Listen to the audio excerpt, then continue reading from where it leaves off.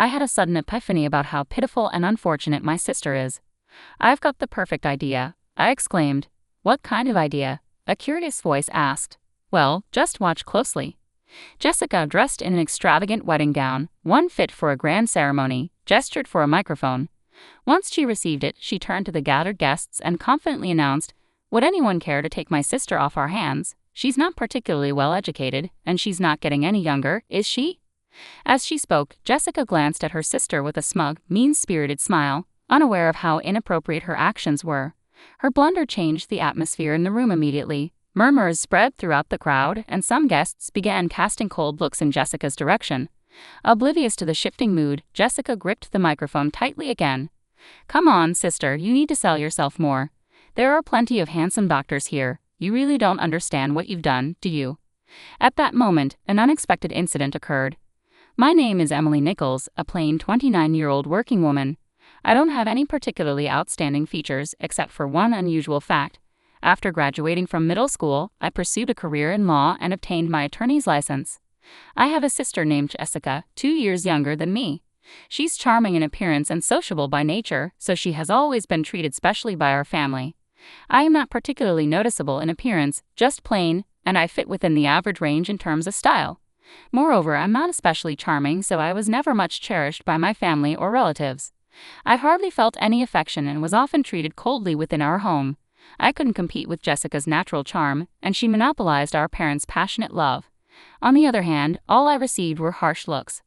I worked as hard as I could in my studies, earning good grades in the hope of attracting even a little attention from my family, but I could never outshine her.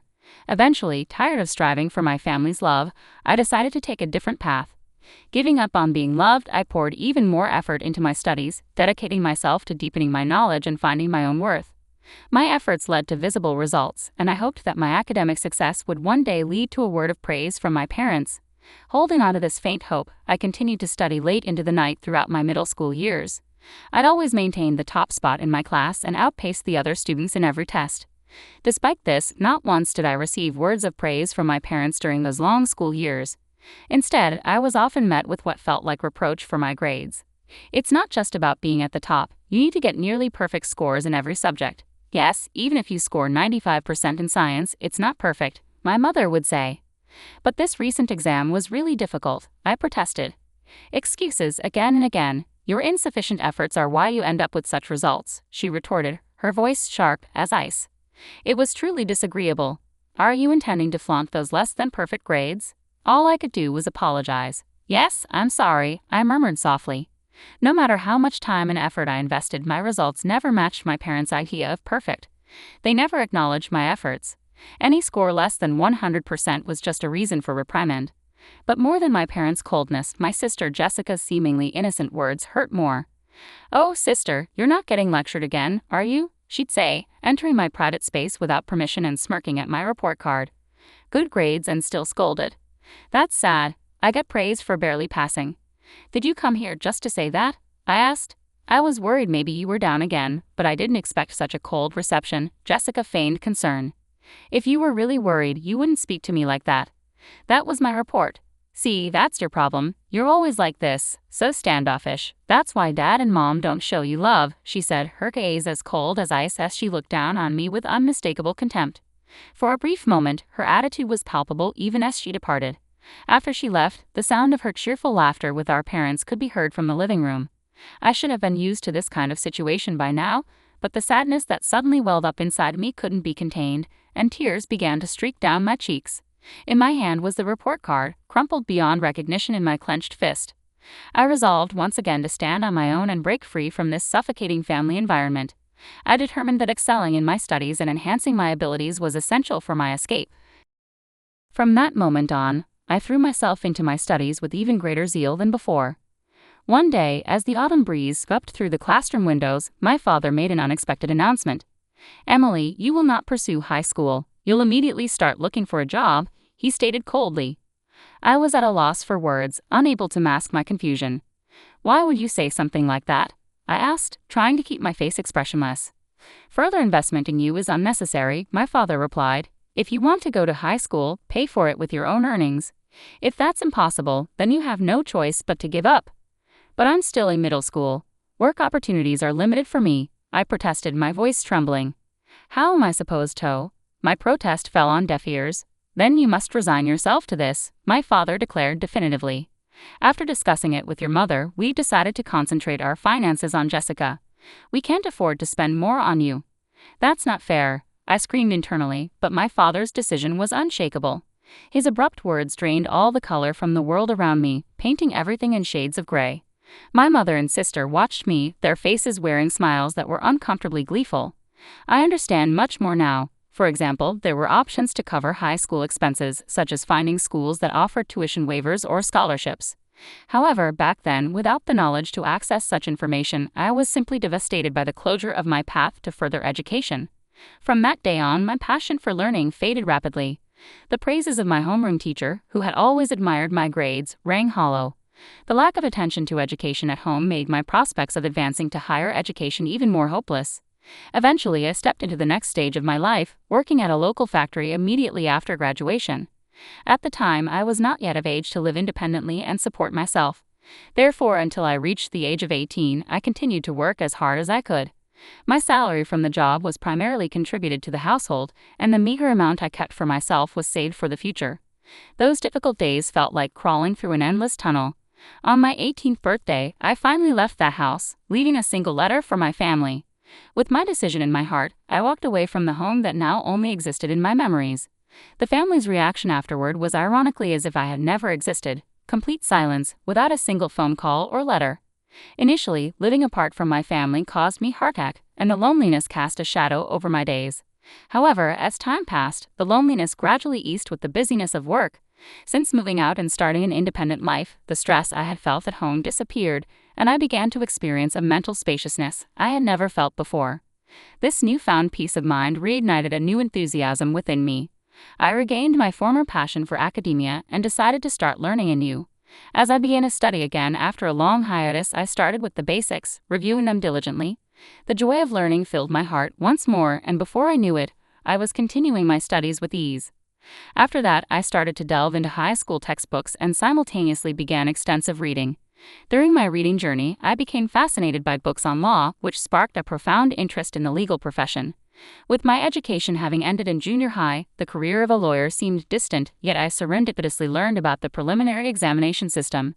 This system presented a possibility for someone with my educational background to take the bar exam. Armed with this new information, my dedication to studying intensified. I utilized every possible moment at home and even during short breaks at work. I was committed to memorizing legal terms even during lunch breaks, eating while ensuring my preparation for the bar exam never waned. My workplace was populated with people from the generation above me, most of whom were around my parents' age. They saw my earnest efforts and united to support me. At the age of 23, I finally managed to pass the exam. After passing the bar, I left my long-term job at the factory and secured a position at a top-notch law firm. Following roughly 4 years of training there, I set out on my own and opened my own law practice. Now I spend my days contentedly serving as a legal consultant for a hospital. Yet sometimes I ponder, what if I told my parents about becoming a lawyer? I wonder how they would react. Sometimes I harbor the hope that now I might finally meet the expectations they once had for me.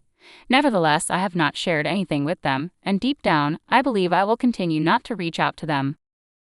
However, an unexpected reunion with my family came sooner than anticipated. One evening after finishing work, I came home to find a message on my smartphone from my younger sister Jessica saying she was getting married. Jessica is getting married, I murmured softly to myself. My sister, now 27, was engaged to a doctor, and I received a notification that her wedding was scheduled for next month. They wished for my attendance. Despite the long period of estrangement from Jessica and my parents, the hesitation to meet them was there. But as a family member, I couldn't overlook this significant event, so I sent a reply agreeing to attend. A prompt response from my sister arrived, outlining the exact date and location of the ceremony. Such cordiality, the message ended with a note, "Don't forget the wedding gift." I smiled wryly to myself, thinking that perhaps Jessica was more interested in the gift than wholeheartedly welcoming me. I decided to use the wedding as an occasion to reunite with my family, and then part ways again. I firmed up this resolution. On the day of Jessica's wedding, I donned a carefully selected blue dress and headed to the venue for the ceremony.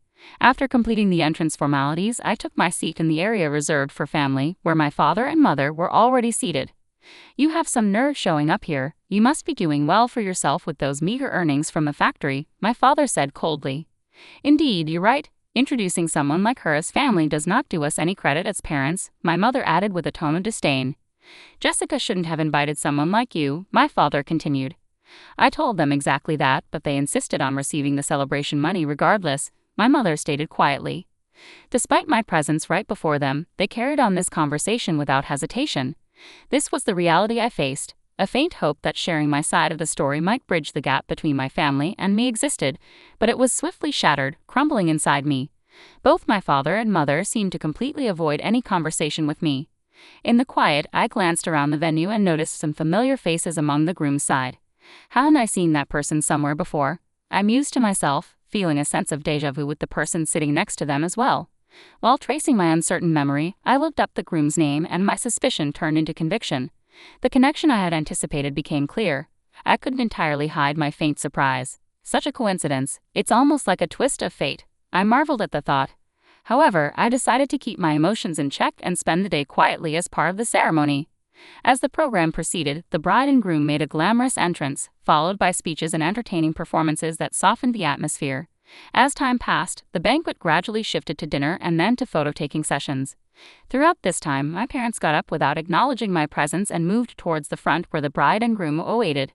Jessica, as if drawn by a magnet, clung close to them, showing a happy smile with each photograph taken. While pretending to feel nothing about the scene unfolding before me, I focused silently on the meal in front of me. Unexpectedly, my sister Jessica quietly approached me. She came closer with a smile, but her eyes had a spark of something more than excitement to see her sister after so many years. It seemed like she was up to something else. "Big sis, it's been such a long time, hasn't it? Are you happy to spend time together like this?" she asked lightly. I nodded quietly, expressing my genuine thoughts. "Yes, the banquet food is really wonderful," I said with a sarcastic smile. Jessica continued, "You can't get such luxurious food at the factory you work at, can you? You should be grateful for this opportunity." Something inside me felt like it was being torn apart, but I didn't show it on my face. Jessica's words became sharper, tauntingly piercing me. "Oh dear, did I upset you? I'm sorry, but it's natural for you to be envious, isn't it? Your little sister marrying a doctor and all." The phrase, "I'm sorry," came from Jessica's mouth flippantly, as if it were a meaningless ornament. I kept my expression unchanged and quietly waited for her next move. At that moment, Jessica whispered in my ear, "Big sis, because I feel sorry for you, I've come up with a great idea." Despite maintaining her composure, I could sense that Jessica had something up her sleeve. I asked with suspicion, "A great idea? What is it?" Jessica replied with satisfaction, "You'll see, just watch closely." Then, adorned in her elegant wedding dress, Jessica gathered the attention of everyone around as she received a microphone from the staff. Suddenly, she announced loudly to the guests, "Ladies and gentlemen, you may not be aware, but my sister is here. She may not have the highest education or be the youngest, but if there is anyone kind-hearted enough, could you please take her under your wing?" My face turned red. "What are you saying, Jessica?" I exclaimed. Jessica continued even louder, "Although she doesn't earn much and leads a modest life, is there someone here who can brighten my sister's future?" As the gazes of those around focused on me, my younger sister seemed to be enjoying my confusion with a smug smile. At that moment, a breathtaking scene unfolded. Jessica's blasphemous attitude escalated, and astonishingly, even our normally gentle parents chimed in with her tune. "Please, treat her kindly." This frivolous comment from my parents was the last straw for me. Rage swirled within me. To ridicule a person so much at a time of happiness, how far will you go to be satisfied? I can't believe this. But now it was time for them to be confronted with reality. As the atmosphere shifted and murmurs increased throughout the venue, Jessica, unaware that she was once again the center of attention, cheerfully took the microphone and called out, "Emily, look, there are so many doctors gathered here. It's your chance." I maintained silence, conveying a strong will through my somber gaze. "This is the end for you." A confused Jessica could only respond with, I continued more calmly towards her, "You'll understand soon just how terrible your actions have been." Just as Jessica tried to make an excuse, the groom suddenly raised his voice to address the venue. "Wait, please, why are you leaving your seats?" The venue was riveted by his voice. Looking towards the groom, it was evident that all his colleagues from work were standing up, heading for the exit. Even as the groom tried to stop them, a dignified man who appeared to be the hospital director spoke to the groom with determination. "The recent remarks of the bride were so unpleasant that I'm in disbelief. I apologize, but we can no longer stay here. We will take our leave now." In response, the groom hurried to stop the hospital director, offering to take responsibility for her words and actions. "Please wait. I admit her words were inappropriate. I'll speak to her directly and ensure she undergoes a serious change in awareness." However, the hospital director pointed out the gravity of the issue and revealed a background that the groom was unaware of. The crux of the problem isn't just that. Do you not know what kind of person her sister is? The groom, though confused, admitted he knew nothing about her sister. "No, I only met her sister for the first time today, and all I've heard was that she worked in a factory after graduating from middle school." The hospital director could not hide his irritation at the groom's ignorance. "Don't be ridiculous. Her sister is a respected lawyer and also serves as the legal advisor to our hospital." The groom was shocked to learn of this fact, indicating he was unaware that I was the hospital's legal advisor. "And the lawyer is our hospital's advisor," the director continued. Not only the groom, but also Jessica and my parents were at a loss for words. I am contracted as the legal advisor of that hospital, and the hospital where my sister's husband-to-be works is the hospital I work at. The reason why the groom looked familiar was that I had seen him several times at hospital events. The other guests probably came to the same realization upon seeing me. My sister's inappropriate comments only added fuel to the fire, and that's why the hospital director openly expressed his outrage. Although the groom himself is a member of the hospital's medical staff and has no direct relation to me, to the hospital director and other staff, the legal advisor is of significant importance. The groom's face turned even redder in an instant, and he stepped toward Jessica, raising his voice in reproach. "What on earth is this? Because of your carelessness, my reputation is now tarnished." Jessica stumbled over her words for a moment, then defended herself like a bewildered child. "It's not like that. I truly had no idea that my sister was in such a prestigious position." The groom, growing more indignant, continued to reproach Jessica for her ignorance. "Ignorance is no excuse, and how can you speak so lightly and disrespectfully of your own sister? As a human being, your behavior is at the very bottom. You've truly lost sight of what's valuable." Jessica, desperately trying to elicit some understanding, pleaded, "Wait a minute, listen. I have a good reason." However, the groom, leaving no room for her explanation, declared decisively, "The withdrawal from the marriage itself. I have no interest in hearing your excuses. Our marriage discussion ends here." Shocked by his words, Jessica collapsed on the spot as if her soul had left her, her complexion turning deathly pale. Then, in a fit of anger, the groom disappeared from the wedding hall along with the guests. As I was about to leave, I heard a desperate cry from my sister behind me. "Please help me, Emily." But without being swayed by her cries, I confronted her with a stern tone. "Help you, you say? Why should I do such a thing for you? The situation you find yourself in is the result of the seeds you have sown. Attempting to get a laugh with a joke that mocks others and then playing the victim when it fails is a pathetic sight that I cannot accept." Jessica, fraught with confusion and anxiety, pleaded, "Why are you using such harsh words? If I had known about your success as a lawyer..." With a quiet yet firm attitude, I responded, "Why should I need to inform someone who has never contacted me about my profession? In fact, I was planning to end our relationship after this wedding, but now, having witnessed your unfortunate end, I'm somewhat satisfied. You must be disappointed that your engagement to a doctor has been called off. Well, you better work hard to find your next prospect." With these words, I left the venue with dignity. From afar, I could hear the critical voices of my sister and parents from the guests. Everything proceeded as expected, and my sister's marriage was no more. The parents who had thought a secure future was assured through my sister marrying a doctor expressed their anger towards her for the first time. Due to the commotion, my sister, always pampered, couldn't withstand their anger and sought salvation with a broken heart, but I ignored her pleas without any sympathy. I never answered the phone despite repeated attempts, and I cut off all methods of contact with my family. I heard that my sister had quit her job, now without employment, estranged from our parents, and spending her days shut in at home. As for me, I am maintaining a very satisfying state in both my work and private life, leading a peaceful existence without any significant problems. Although the bond with my family hasn't been smooth sailing, I am fortunate to be blessed with a great deal of support from people in my professional life and my day-to-day existence. This blessed environment isn't due to chance but the result of long-term self-investment and persistent effort. There were days when I faced harsh trials, but it is because I overcame each one that I am where I am today. Reflecting on my past struggles and recognizing their value for myself, I now hope to continue living a fulfilling life at my own pace, setting realistic goals while keeping stress to a minimum.